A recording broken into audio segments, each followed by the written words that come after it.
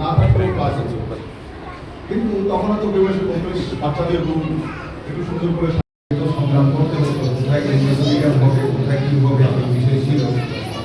কিন্তু 2018 সনের নতুন সরকার আসার পর আমাদের প্রধানমন্ত্রী নরেন্দ্র মোদীর নেতৃত্বে আসার পর বিভিন্ন ইংলিশ মিডিয়াম স্কুল, পিএমসি বিদ্যালয় এরকমভাবে অনেক কিছু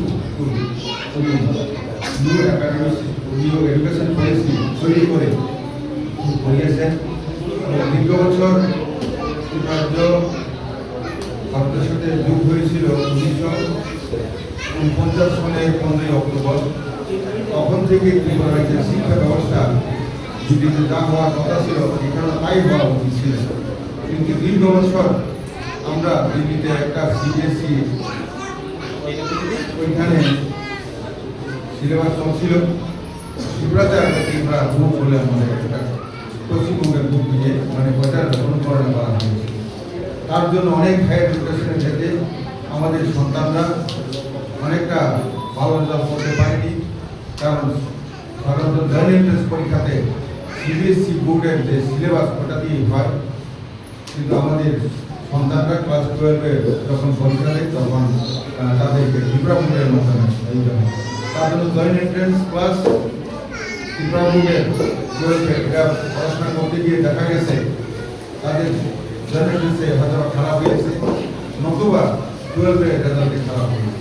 তার জন্য আমাদের এই রাজ্যের শিশু মানে ছেলে মেয়েরা উচ্চশিক্ষায় যেতে গেলে পর ভালো কলেজ ওরা পায়নি। প্রায় জায়গায় আমি দেখেছি গ্রামের মধ্যে যারা ওরা বলছে ডাক্তার, কি ডাক্তার অ্যানুয়াল হসপিটালে যাও, কি ডক্টর হয়তো এলোপ্যাথিকের ডক্টর, কিন্তু এলোপ্যাথিক তো নাও মানে আয়ুর্বেদিকের ডক্টর, হোমিওপ্যাথিকের ডক্টর, কিন্তু এলোপ্যাথিকের ডক্টর ভালো কলেজে পাইনি। কিন্তু আমাদের সরকার আসার পর ওইটাকে আমরা সঙ্গে সঙ্গে কিন্তু যা হওয়া উচিত ছিল তাই আমরা করি। আগামী দিনে ভারতবর্ষের সাইডে অনেক বছর ধরে যারা ইংরেজ থেকে শিক্ষা পেয়েছিল ওরাও এখন কিন্তু তাদের যার যার রাজভাষার মাধ্যমে শিক্ষার জন্য পড়াশোনা করাচ্ছে। কিন্তু ভারতবর্ষে একমাত্র দেশ দীর্ঘ বছর স্বাধীনতা 1947 সনের 15 অগস্টের পর দেখা গেছে এখন আমরা হায়ার এডুকেশন ডক্টর ইঞ্জিনিয়ার আমাদের রাজভাষার মধ্যে আমরা পড়াশোনা করি। প্রধানমন্ত্রী নরেন্দ্র মোদী 2017 সালের 26শে মে তিনি দায়িত্ব নেওয়ার পর এই প্রচেষ্টায় এখন উত্তরপ্রদেশ, মধ্যপ্রদেশ, রাজস্থান, হরিয়ানা এইসব বড় বড় রাজ্যের থেকে এখন শুরু হয়েছে আমরা রাজভাষার মাধ্যমে শিক্ষা দিতে পারবো।